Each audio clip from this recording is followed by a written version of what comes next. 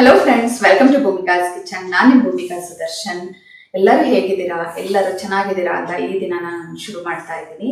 ಇವತ್ತು ಸಬ್ಬಕ್ಕಿ ಮಸಾಲೆ ರೊಟ್ಟಿ ಮಾಡೋದು ಹೇಗೆ ಅಂತ ತೋರಿಸ್ತಾ ಇದ್ದೀನಿ. ತುಂಬಾನೇ ರುಚಿಯಾಗಿರುತ್ತೆ. ಇದನ್ನ ಸಬ್ಬಕ್ಕಿ, ಸೀಮೆ ಅಕ್ಕಿ, ಸಾಬುದಾನ ಅಂತ ಎಷ್ಟೊಂದು ವಿಧವಾಗಿ ಕರೀತಾರೆ. ಈ ರೊಟ್ಟಿ ಅಂತೂ ತುಂಬಾನೇ ರುಚಿಯಾಗಿರುತ್ತೆ. ಒಂದ್ಸಲ ನೀವು ಮನೆಯಲ್ಲಿ ಮಾಡಿಕೊಟ್ರೆ ಪದೇ ಪದೇ ಕೇಳಿ ಕೇಳಿ ಮಾಡಿಸ್ಕೊಳ್ತಾ ಇರ್ತಾರೆ. ಜೊತೆಗೆ ನಿಮ್ಗೆ ಎಲ್ಲರಿಗೂ ನಾನು ಹೇಗೆ ರೊಟ್ಟಿ ಮಾಡ್ತೀನಿ ಅಂತ ಕುತೂಹಲ ಇದ್ದೇ ಇರುತ್ತೆ ಅಲ್ವಾ? ಬನ್ನಿ, ನಾನು ಹೇಗೆ ಇವತ್ತು ರೊಟ್ಟಿ ಮಾಡ್ತೀನಿ ಅಂತ ತೋರಿಸ್ತೀನಿ. ಚಿಕ್ಕ ಕಪ್ಪು, 1 ಕಪ್ಪಲ್ಲಿ 1 ಕಪ್ ಅಷ್ಟು ಸಬ್ಬಕ್ಕಿ ತೊಗೊಂಡಿದ್ದೀನಿ. ಚೆನ್ನಾಗಿ ತೊಳೆದು ಇದನ್ನು 1 ಕಪ್ಪಿಗೆ 1 ಕಪ್ ಅಷ್ಟೇ ನೀರು ಹಾಕಿ ನೆನೆಸಿಟ್ಟಿದ್ದೆ. ರಾತ್ರಿ ಇಡೀ ನೆನೆಸಿಟ್ಟಿದ್ದೀನಿ. ಬೆಳಗ್ಗೆ ತಿಂಡಿ ಮಾಡ್ಕೋಬೇಕು ಅಂದರೆ ನೀವು ರಾತ್ರಿನೇ ನೆನೆಸಿಡಿ, ಅಥವಾ ರಾತ್ರಿ ನೀವು ರೊಟ್ಟಿ ಏನಾದರೂ ಮಾಡಬೇಕು ಅಂತಿದ್ರೆ ಬೆಳಗ್ಗೆ ನೆನೆಸಿಡಿ. ಇವಾಗ ಇದನ್ನು ಮಿಕ್ಸಿಂಗ್ ಬೌಲ್ ಒಳಗಡೆ ಹಾಕೊಳ್ತೀನಿ. ಸಬ್ಬಕ್ಕಿನ ಒಂದು ದೊಡ್ಡ ಅಗಲವಾಗಿರೋವಂಥ ಪಾತ್ರೆ ಒಳಗಡೆ ಹಾಕ್ಕೊಂಡಿದ್ದೀನಿ. ನೀವು ನೈಲಾನ್ ಸಬ್ಬಕ್ಕಿ ಬೇಕಾದರೂ ಉಪಯೋಗಿಸ್ಕೋಬೋದು. ಆಲೂಗೆಡ್ಡೆ ಒಂದು ದಪ್ಪ ಸೈಜ್ದು ಬೇಯಿಸ್ಬಿಟ್ಟು ಹಾಕೊಳ್ತಾ ಇದ್ದೀನಿ. 3 ಟೇಬಲ್ ಸ್ಪೂನ್ ಅಷ್ಟು ಅಕ್ಕಿ ಹಿಟ್ಟು, 1 ಟೀ ಸ್ಪೂನ್ ಎಳ್ಳು, 1 ಟೀ ಸ್ಪೂನ್ ಜೀರಿಗೆ, ದೊಡ್ಡ ಸ್ಪೂನಲ್ಲಿ 1 ಟೇಬಲ್ ಸ್ಪೂನ್ ಅಷ್ಟು ಕಡಲೆಕಾಯಿ ಬೀಜನ ಹುರಿದ್ಬಿಟ್ಟು ಅರ್ಧಂಬರ್ಧ ಕೋರ್ಸಾಗಿ ಪೌಡರ್ ಮಾಡ್ಕೊಂಡಿದ್ದೀನಿ. ಹಸಿಮೆಣಸಿನ್ಕಾಯಿ 3, ದಪ್ಪ ಸೈಜ್ದು 1 ಈರುಳ್ಳಿ, ಚಿಕ್ಕದಾದರೆ 2 ಹಾಕೊಳ್ಳಿ, ಎಲ್ಲ ಸಣ್ಣ ಕಟ್ ಮಾಡ್ಕೊಳ್ಳಿ. ಕೊತ್ತಂಬರಿ ಸೊಪ್ಪು 1 ಟೇಬಲ್ ಸ್ಪೂನ್, ಸಬ್ಬಾಕ್ಸಿ ಸೊಪ್ಪು 2 ಟೇಬಲ್ ಸ್ಪೂನ್, ಸಬ್ಸಿಗೆ ಸೊಪ್ಪು, ಮೆಂತ್ಯ ಸೊಪ್ಪು ಎಲ್ಲನೂ ಹಾಕೋಬೋದು. ನಿಮ್ಗೆ ಯಾವ್ದ್ಯಾವ್ದು ಇಷ್ಟ ಆಗುತ್ತೆ ಅದನ್ನೆಲ್ಲ. ಹಸಿ ತೆಂಗಿನ ತುರಿ, ಬೇಕಾದರೆ ತೆಂಗಿನ ತುರಿನ ಪೀಸಸ್ ಥರ ಕಟ್ ಮಾಡಿಬಿಟ್ಟು ಬೇಕಾದರೂ ಹಾಕೊಳ್ಳಿ. ರುಚಿಗೆ ತಕ್ಕಷ್ಟು ಉಪ್ಪು. ಇವಾಗ ಇದಿಷ್ಟನ್ನು ಚೆನ್ನಾಗಿ ಮಿಕ್ಸ್ ಮಾಡ್ಕೊಳ್ಳೋಣ.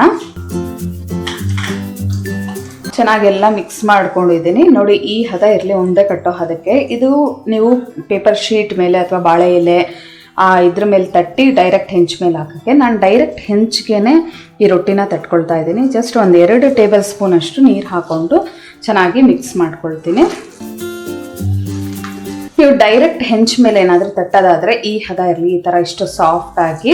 ಇಲ್ಲಾಂದರೆ ಇನ್ನೊಂದು ಸ್ವಲ್ಪ ಗಟ್ಟಿಗೆ, ಅಂದರೆ ಒಂದು ಅರ್ಧ ಟೇಬಲ್ ಸ್ಪೂನ್, 1 ಟೇಬಲ್ ಸ್ಪೂನ್ ಅಷ್ಟು ನೀರು ಹಾಕ್ಕೊಂಡು ಮಿಕ್ಸ್ ಮಾಡ್ಕೊಳ್ಳಿ. ಇವಾಗ ನೀವು ಎಷ್ಟು ದಪ್ಪ ರೊಟ್ಟಿ ತಟ್ತೀರಾ ಅಗಲವಾಗಿ, ಆ ಹದದಲ್ಲಿ ನೀವು ಉಂಡೆನ ತೊಗೋಬೇಕು. ಇವಾಗ ಒಂದು ಕೈ ತೊಳ್ಕೊಂಡು ಉಂಡೆ ಕಟ್ಕೊಳ್ತೀನಿ ನಾನು.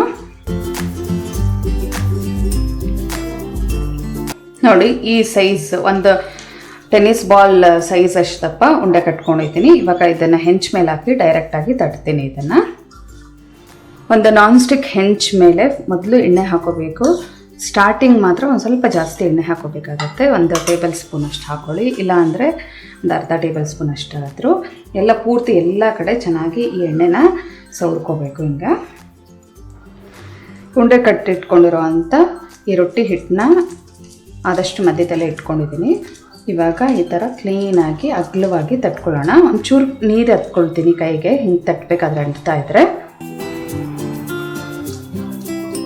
ಒದ್ದೆ ಕೈ ಮಾಡ್ಕೊಂಡು ಈ ಥರ ತಟ್ಟಿ, ಅವಾಗ ಅಂಟಲ್ಲ. ಯಾರು ಹೊಸದಾಗಿ ಕಲಿತಾ ಇರ್ತೀರಾ ಅಥವಾ ವಿಜುವಲಿ ಇಂಪೈರ್ಡ್ ಯಾರಾದರೂ ಇದ್ದರೆ ಅಂಥವರು ಈ ಮೆಥಡಲ್ಲಿ ಮಾಡಿ. ತುಂಬ ಈಸಿಯಾಗಿರೋ ಅಂಥ ಮೆಥಡು. ರೊಟ್ಟಿನ ನಾವು ತಟ್ಬಿಟ್ಟು ಕೈಯಲ್ಲಿ ತೊಗೊಂಡು ಹಾಕೋ ಅಷ್ಟರಲ್ಲಿ ಲೇಟ್ ಆಗುತ್ತೆ, ಜೊತೆಗೆ ಹಾಕಬೇಕಾದ್ರೆ ಕಟ್ಟಾಗೋ ಚಾನ್ಸಸ್ ಇರುತ್ತೆ. ಈ ಥರ ಮಾಡಿದ್ರೆ ತುಂಬ ಈಸಿ, ಬೇಗ ಕೂಡ ಆಗುತ್ತೆ. ಇವಾಗ ಸ್ಟವ್ ಮೇಲೆ ಇಟ್ಕೊಂಡು ಇದನ್ನು ಬೇಯಿಸ್ಕೊಳ್ತೀನಿ. ಸ್ಟವ್ ಮೇಲೆ ಹೆಂಚಿಟ್ಕೊಂಡಿದ್ದೀನಿ. ಸ್ಟವ್ ಆನ್ ಮಾಡ್ತಾ ಇದ್ದೀನಿ. ಮೊದಲು ಹೈ ಫ್ಲೇಮಲ್ಲೇ ಹೆಂಚು ಕಾಯೋವರೆಗೂ ಚೆನ್ನಾಗಿ ಬಿಸಿ ಮಾಡ್ಕೊಳ್ಳೋಣ. ನಂತರ ಮೀಡಿಯಮ್ ಫ್ಲೇಮಲ್ಲಿ ಬೇಯಿಸ್ಕೊಳ್ಳೋಣ ರೊಟ್ಟಿನ.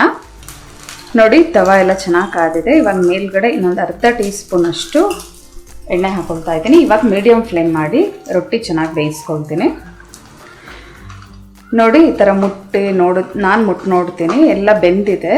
ಇವಾಗ ತಿರುಗಿಸ್ಕೊಂಡು ಬೇಯಿಸ್ಕೊಳ್ಳೋಣ.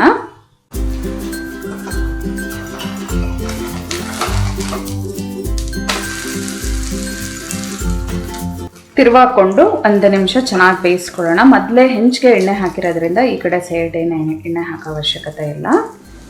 ಚೆನ್ನಾಗಿ ಬೆಂದಿದೆ. ಇವಾಗ ಸ್ಟವ್ ಆಫ್ ಮಾಡ್ತಾ ಇದ್ದೀನಿ. ಇದನ್ನು ಪ್ಲೇಟಿಗೆ ಸರ್ವ್ ಮಾಡ್ಕೊಳ್ತೀನಿ.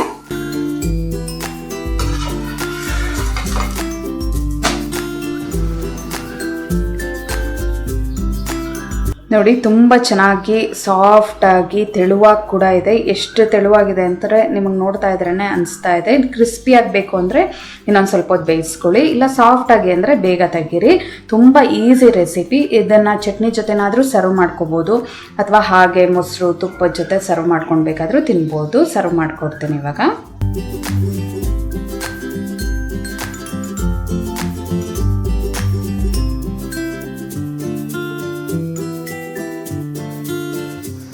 ನೋಡಿ ಇದನ್ನು ನಾನು ಕ್ರಿಸ್ಪಿಯಾಗಿ ಬೇಯಿಸ್ಕೊಂಡಿದ್ದೀನಿ. ಚೆನ್ನಾಗಿ ರೋಸ್ಟಾಗಿ ಬಂದಿದೆ, ತುಂಬಾ ಚೆನ್ನಾಗಿದೆ. ಆಲೂಗೆಡ್ಡೆ ಎಲ್ಲ ಹಾಕಿರೋದ್ರಿಂದ ಟೇಸ್ಟ್ ಅಂತೂ ಎಕ್ಸಲೆಂಟ್ ಆಗಿರುತ್ತೆ. ಒಂದ್ಸಲ ನೀವು ಟ್ರೈ ಮಾಡಲೇಬೇಕು ಈ ರೊಟ್ಟಿನ. ಇದೇ ಥರ ಎಲ್ಲ ರೊಟ್ಟಿಗಳನ್ನ ಬೇಯಿಸ್ಕೊಳ್ತೀನಿ. ಇವಾಗ ಬೇಯಿಸಿರೋಂಥ 2 ರೊಟ್ಟಿನೂ ಸರ್ವ್ ಮಾಡಿ ತೋರಿಸ್ತೀನಿ ನಾನು ನಿಮಗೆ. ನೋಡಿದ್ರಲ್ಲ ಎಷ್ಟು ಸುಲಭವಾಗಿ ಸಬ್ಬಕ್ಕಿ ರೊಟ್ಟಿ ಮಾಡ್ಬೋದು ಅಂತ. ಎಷ್ಟು ರುಚಿಯಾಗಿರುತ್ತೆ ಅಂದರೆ ನೀವು ಮಾಡಿಕೊಟ್ರೆ ನಿಮ್ಮ ಮನೆಯಲ್ಲಿ ಪದೇ ಪದೇ ಕೇಳಿ ಮಾಡಿಸ್ಕೊಳ್ತಾ ಇರ್ತಾರೆ, ಅಷ್ಟು ಚೆನ್ನಾಗಿರುತ್ತೆ. ಇವತ್ತಿದನ್ನು ನಾನು ಕಾಯಿ ಚಟ್ನಿ ಜೊತೆ ಸರ್ವ್ ಮಾಡ್ತಾ ಇದ್ದೀನಿ. ನೀವು ಕೂಡ ಈ ರೆಸಿಪಿನೆಲ್ಲ ಒಂದ್ಸಲ ಟ್ರೈ ಮಾಡಿ ಹೇಗಿದೆ ಅಂತ ನನಗೆ ಕಮೆಂಟ್ ಬಾಕ್ಸಲ್ಲಿ ತಿಳಿಸಿ. ಈ ರೆಸಿಪಿ ನಿಮ್ಗೆ ಇಷ್ಟ ಆದರೆ ಲೈಕ್ ಮಾಡಿ, ಶೇರ್ ಮಾಡಿ. ಯಾರೆಲ್ಲ ಇನ್ನು ಭೂಮಿಕಾಸ್ ಕಿಚನ್ಗೆ ಸಬ್ಸ್ಕ್ರೈಬ್ ಆಗಿಲ್ಲ ಆದಷ್ಟು ಬೇಗ ಸಬ್ಸ್ಕ್ರೈಬ್ ಆಗಿ. Thanks for watching. Hello friends, ನನ್ನ ವಿಡಿಯೋ ಇಷ್ಟ ಆಗಿದ್ದರೆ ಲೈಕ್ ಮಾಡಿ, ಹಾಗೆ ನನ್ನ ಚಾನಲ್ಗೆ ಸಬ್ಸ್ಕ್ರೈಬ್ ಆಗಿ. ಪಕ್ಕದಲ್ಲೇ ಇರೋ ಬೆಲ್ ಐಕಾನ್ ಪ್ರೆಸ್ ಮಾಡೋದ್ರಿಂದ ನಾನು ಹಾಕೋ ಪ್ರತಿಯೊಂದು ವಿಡಿಯೋ ನೋಟಿಫಿಕೇಷನ್ ನಿಮಗೆ ಬರುತ್ತೆ.